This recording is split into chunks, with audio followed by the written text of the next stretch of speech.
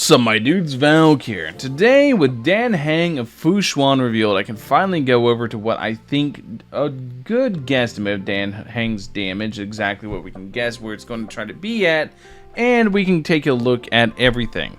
So if you guys don't know how his kit works, I'm going to TLDR it very quickly for you guys.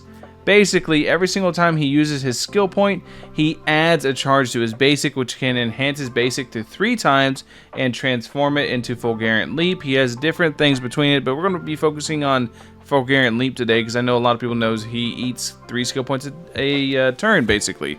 Every single time he eats 3 skill points, you get a very strong basic attack. Keep in mind, it is an enhanced basic, but it's still a basic.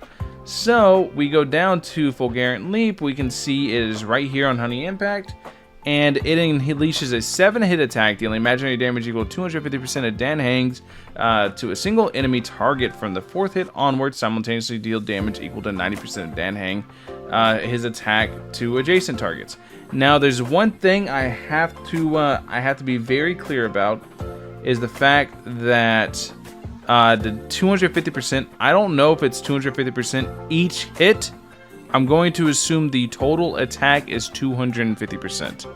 If it's 250% each hit times 7, then this number that I have gets absolutely insane because you just multiply the number I have by 7. Well, you wouldn't do that for the adjacents, but you would do that for the single target, because I don't think it works like that though. I'm assuming the entire thing is 250%. So, because it doesn't specify, each hit is 250%. So I'm assuming the entire 7-hit cycle is 250% of Dan Heng's damage. So that's the thing we're going by. We're going to be going by that. This is all we're going to focus on. We're going to focus on exactly, well, not exactly, but a good ballpark guess of what an average Dan Heng could be hitting. Not some whaled out one, not some cracked out one. We're going to be looking at an average one who functions by himself. No supports, no nothing. I'll show you in a second. So that's the main thing we're going to be focusing on. Now, there's some things to keep track of, some things to take note of. One of them is his talent. His talent right here. We're going to be looking at it at level 10. Make sure it's level 10. Whenever he does, or whenever he gets a hit, whenever he hits an enemy, he gains 1 stack of Righteous Heart, increases his damage by 10% up to 6 stacks. So 60% damage increase. We're going to be counting this as max all the time, just to make things simple. And then there's one more major buff to take note of with his skill. Every single time he uses, or every single time he unleashes an enhanced basic that has 2 skill points or more pumped into it, he gains a stack of Dominating Roar. Now, Dominating Roar increases his crit damage by 12% for a max of 4 stacks until the end of the turn. I gotta make sure it's 12. Yeah, it's 12. It's 10, level 10. So it's 12%, so it's up to 48% crit damage. We're going to be counting this as max 2. And then the last piece of the puzzle of the things we're counting together is we're going to be running him on 4-piece Cowboy, Musketeer of the Wild Wheat, because the 4-piece effect of it, the wearer speed increases by 6%, which is really good, and basic attack damage increases by 10%. This should infect Dan Heng's Giga Basic. It should affect Giga Dan's Enhanced Basic, because it is still basic attack damage. It's still the action of doing a basic, so there's no reason this 10% bonus shouldn't affect it.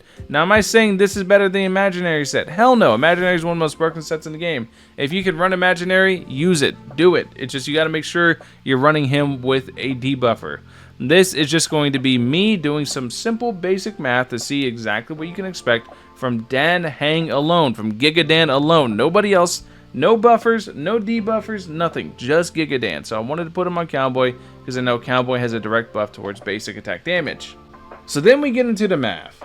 Giga Dan Midge. That's a really terrible pun. I'm sorry. I'm not really sorry. Anyways, 10% hit per cap, 6 cap, 60% extra damage. That's from his talent. We already talked about that. 12% crit damage, 4 times cap, 48% crit damage. We already talked about that. On skill, after every enhanced normal, you gain 1 stack. Cowboy, 10% basic damage, 12% crit rate versus imaginary weak enemies. That's one of his traces. This doesn't really matter, but it's just something to consider whenever you think about his build.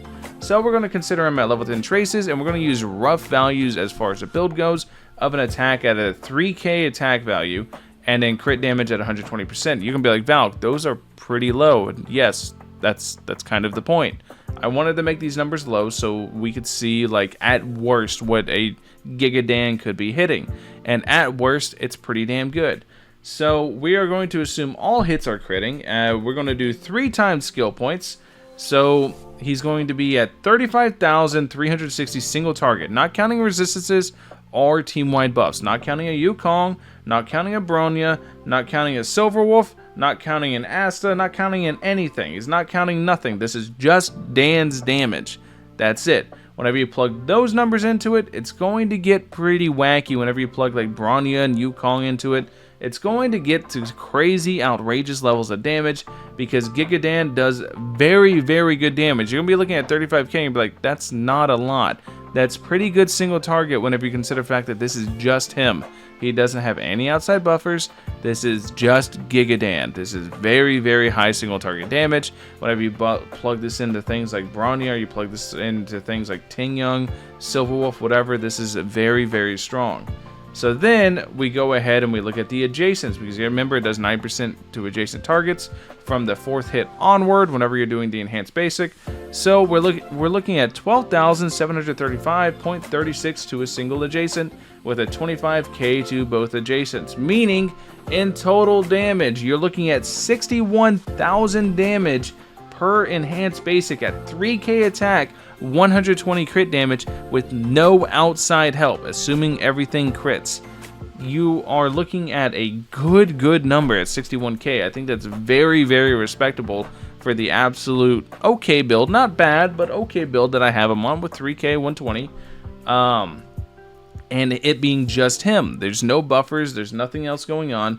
Whenever you plug in Bronya, whenever you plug in Yukong, whenever you plug in Ting Yong, Asta, Silverwolf, Pela, whatever your flavor is to buff this team up, and then you're plugging in the fact that a lot of imaginary characters have imaginary boosts and traces. I didn't consider his traces at all in this. The only one I considered is this one right here, the 12% bonus crit rate, and even then that's just more crit rate. It's not necessarily adding damage if we're considering the fact that everything crits as far as figuring this out.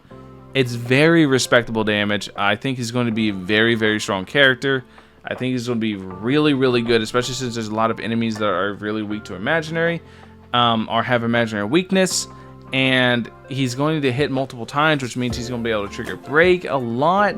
So he's going to be going against broken enemies, and then if you're able to apply debuffs, then you could run the imaginary set on him, which could potentially be even more damage because you have more consistency with the crit rate you get from it, as well as 20% more crit damage.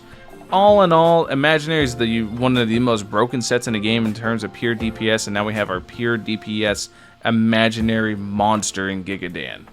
Anyways, that's all I wanted to make for you guys today. That's all I wanted to share with you guys, that I think Giga Dan's going to be a very strong damage. I think, to the surprise of nobody, we all know all the 5-star event exclusive characters are really, really strong.